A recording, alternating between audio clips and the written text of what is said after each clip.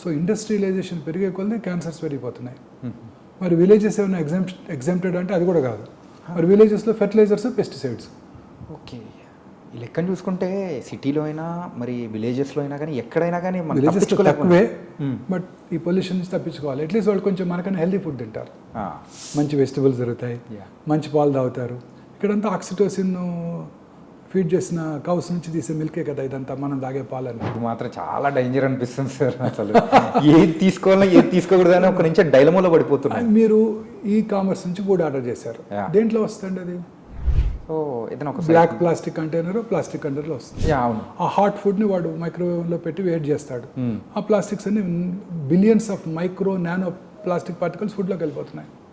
అందుకనే మా పెద్దవాళ్ళు ఆ స్టీల్ ప్లేట్ కానీ లేకపోతే మరచెంబులు. ఇప్పుడు మీరు తాగే వాటర్, బాటిల్ వాటర్, నాకు కూడా పక్కన పెట్టారు బాటిల్ వాటర్.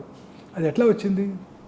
ఎక్కడో ట్రక్లో తీసుకొస్తారు, ట్రాలీలో తీసుకొస్తారు, సన్లైట్కి ఎక్స్పోజ్ అవుతుంది.